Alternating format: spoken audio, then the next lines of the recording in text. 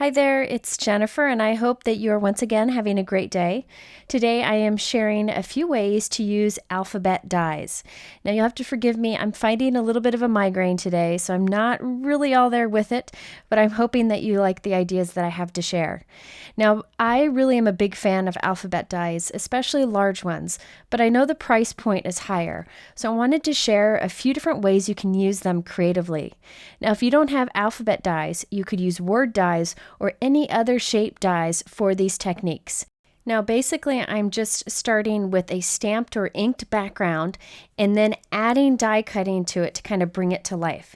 So I have many examples to share with you today. I got to kind of rush through them, but I think you'll really like the ideas. So let's get started with the first idea, and that is what I call a 2-for-1 background card idea. So basically you create one background, you can use stamping, stenciling, anything you want, and then you do die cutting on it, and you'll have enough pieces for 2 cards. I'm going to show you these examples here. I chose to start with stenciling, so I decided to make a stencil background using these new dies from Altenew. So these are background dies, so I could use just die cut pieces, but instead I decided to cut one from each background die and use them as stencils. Check out how nicely they layer on top of each other to create a plaid look. It's a beautiful layered look, but instead of using them glued like this, I'm going to use them as stencils.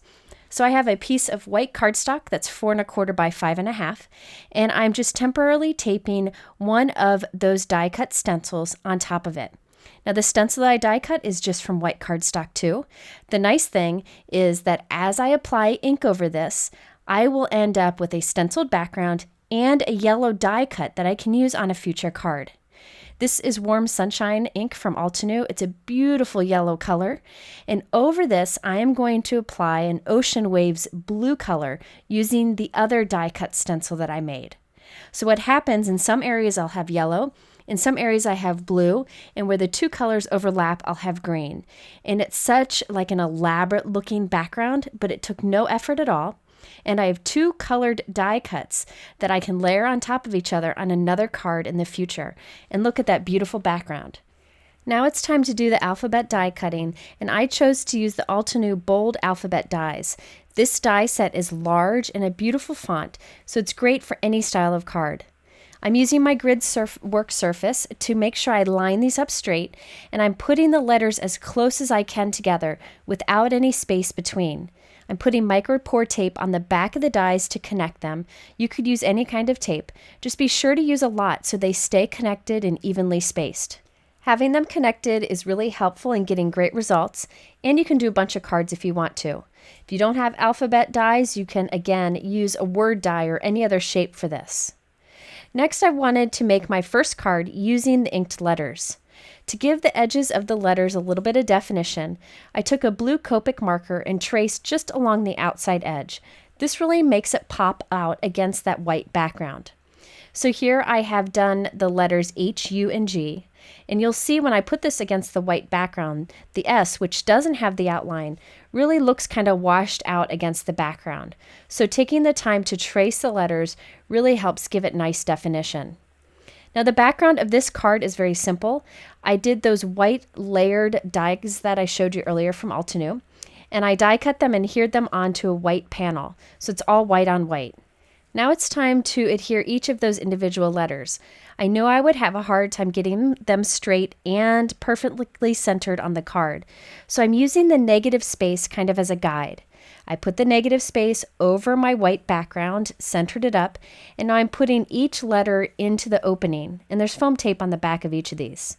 Now I can remove that negative space, and all of my letters are evenly placed.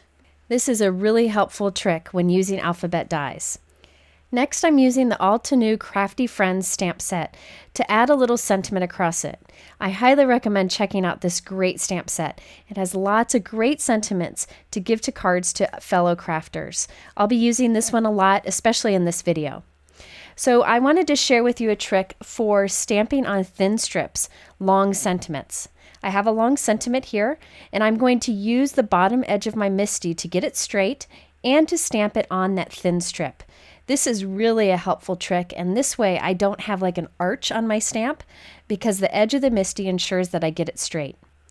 Now I stamped that in Versamark ink on some blue cardstock, and I'm white heat embossing that so it pops out against the background. I've added it with some foam tape to the center of my card, and I put a little red die cut heart that I've covered in some Wink of Stella shimmer and some glossy accents for shine. I added all this onto a blue note card and we're good to go. So there's the first card for the 2-for-1 background idea, where I'm using the letters themselves. Next, I want to use the negative space. For this, I'm going to do a super simple shaker card. If you're not into shaker cards, you could instead do a window card where you see through the letters, or you can just do a die cut inlay with some simple white letters. So I have a blue note card here ready to go. And I have that inked background that I have die cut the word hugs from. I've put some adhesive on the back, and I'm laying a piece of Hero Arts acetate over that. Now I have to just add in the center of the G right there onto the front of the acetate so that my letter looks complete. Now I'm going to cover the back of this with a ton of double-sided tape. I went a little crazy. Just make sure you have enough on there so that you can really secure around the edges. And then you can add some sequins inside. These sequins are from Lucy's Cards. It's a beautiful pool color mix. I'm putting them towards the center of the note card. And now I can pop my inked negative space right on top, and the little sequins will shake around. Very fast, the fastest way to make a shaker card. It has lots of shine in there. I also added a stamp sentiment, like I showed you before, the same Crafty Friends stamp set, and a little die cut heart. So there are the first examples of creating 2-for-1 cards using an inked background and alphabet dies. Okay, so this second idea for using alphabet dies with backgrounds is to do die cut inlay. I'm a big fan of die cut inlay, and I have one example for you today. There are many ways to do this, but I decided to do some ombre looks with an embossed resist technique. So I have a few card examples to share with you. So for all of these, I started with a piece of white cardstock, and I repeatedly stamped one of the cherry blossom images from this new altenew Under the Cherry Tree stamp set. There are a lot of beautiful images in here, including some layering images, but I went for simple. So all I'm doing is stamping this one image repeatedly over the background with Versamark ink, and then I'm going to white heat emboss all of the images. So I'll have white heat embossed images on a white background. You'll barely see it here, but it's definitely there, and it'll be beautiful once we add ink on top. Now I did this to 3 different backgrounds because I wanted to make multiple cards. Now, if you don't want to do embossed resist, you can do any kind of stamped or inked background. Whatever you want will work for this technique. You really don't need to use the MISTI for this, but since I'm making a few backgrounds, I thought I would go ahead and do so. You could just stamp these repeatedly with an acrylic block or use a background stamp if you wanted to. So after I covered the entire front of all 3 of these pieces of white cardstock with the white heat embossed images, it's time to do our alphabet die cutting. So I again am using my grid to line up the letters for the word friend, and I'm taping them together. If you don't have alphabet dies, use a word die. It'll work just as nice. So now I have friend all connected, and I'm going to die cut from the front of one of those white heat embossed backgrounds.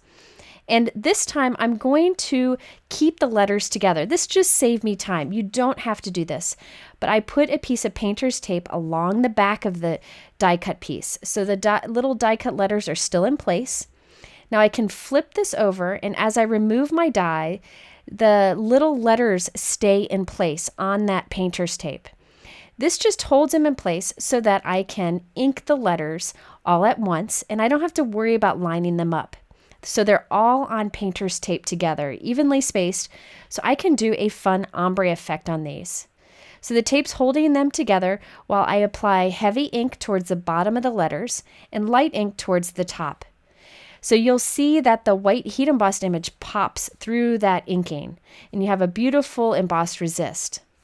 I'm also doing that same color of pink ink around the outside edge of a white note card.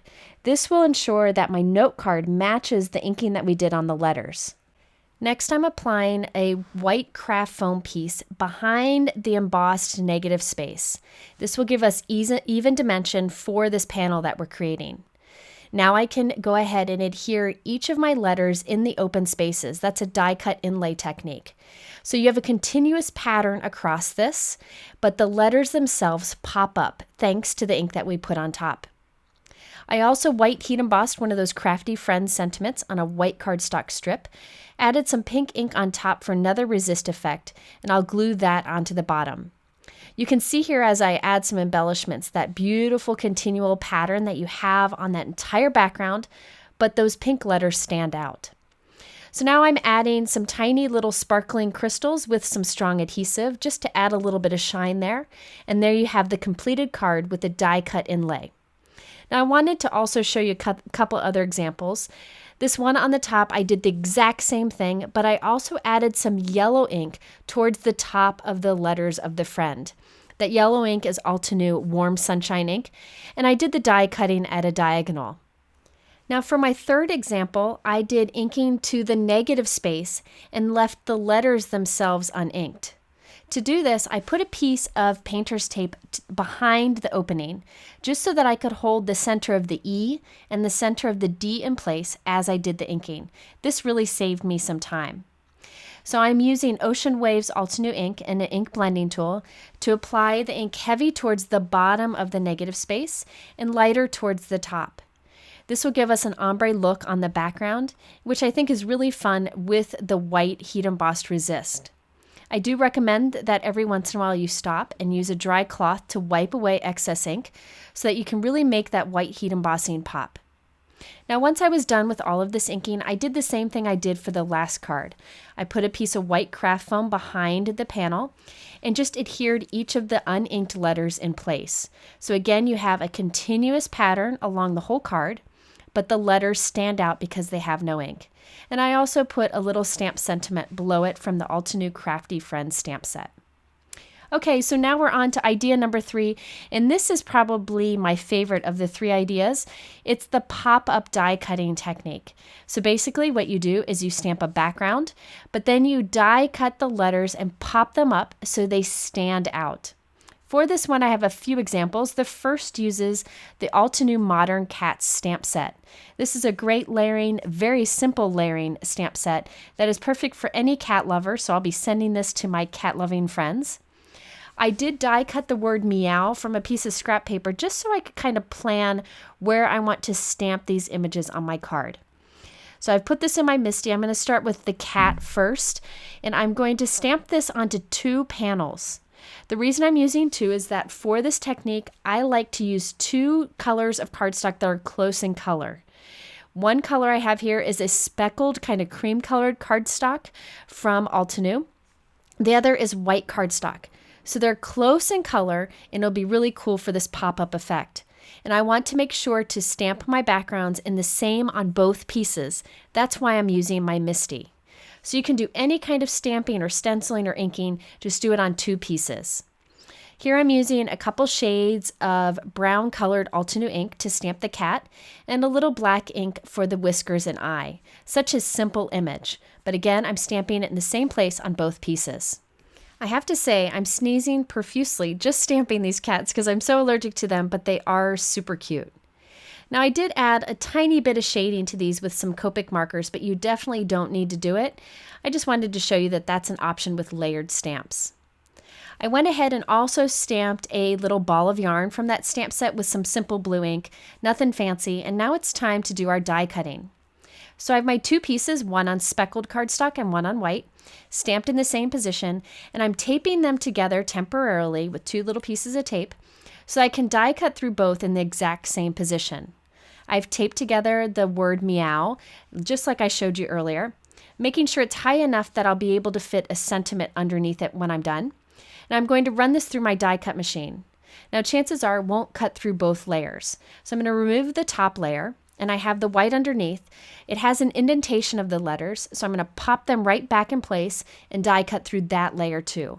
So now I have the 2 backgrounds, both with the die cutting in the same place, and I can swap out the letters that I have die cut from them so that I can have the white background with the speckled letters and the speckled background with the white letters. So I'm going to go ahead and start with the negative space of the speckled cardstock. I'm going to glue that onto a white note card. And now I'm going to add in some die cut letters. I want these to pop. So what I actually did is glued on top of each other 4 plain white die cut letters of the word meow. So I stacked them on top of each other so there's lots of dimension. You can see them all there. You could use a little bit of craft foam to do that if you prefer. So again, it has 4 words meow all stacked on top of each other. Now on the top of that, I'm going to glue the white stamped letters. So you have this continuous stamped image. So you can see the cat will be complete here, but the letters are white and the background is speckled. So it's kind of like this pop out or pop up background idea using stamping and alphabet letters. I thought the meow was kind of fun with that. I stamped some sentiments on the bottom of each of these, and I assembled the other card with the white background and the speckled letters the same way. So you actually get 2 cards from this deal. Really fun technique, and you can see that the cat looks really cool along that background, but the meow kind of pops it up a bit. Kind of takes a simple card and gives a little more interest. And by the way, I stamped the envelope to match too. Okay, so now I did create 2 more to show you that if you don't want to stack up your die cut letters, you could do a die cut inlay like this too. So you can see that continuous stamping that I have with the die cut inlay on the background. This is a great way to give the look of dimension, but without any bulk. Now, since I like this technique so much, I created 2 more cards. I just wanted to show them to you. For this one, I die cut the word thank you and I popped that up. Now, the stamp set that I used to create that beautiful flower you see there is the Budding Thanks altenew stamp set. I'm going to show the stamp set here so you can see all the beautiful images there.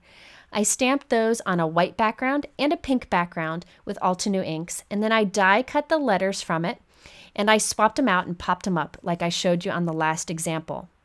I also felt like I needed a stamp sentiment on the left in that open area, so I took a sentiment from the new altenew Enchanted Iris stamp set. You can see the stamp set there on the right. It's absolutely beautiful. I just took a sentiment from it and stamped it with pink ink on both of the cards. And I used my stylus to do 3 little dots before it, so it looked like the sentiment was continued from the thank you that you see in the background. So there you can see the final card with that pop-up effect. I put some Wink of Stella on that stamped flower and also scattered some crystals on the background too. Such a beautiful technique, definitely worth the effort. If you don't have alphabet dies, you could do this with word dies, a heart, a circle, anything that you may have. Okay, so there you have it, a bunch of examples for using alphabet dies. I have some more ideas. If you're interested, let me know. I can do another video on using alphabet dies. All the supplies are linked below in my YouTube description. You can find them there, but go to my blog for much more information. In the middle are 2 more videos that are probably helpful to you with the techniques that we shared today. Appreciate you spending time with me, and I hope to see you soon.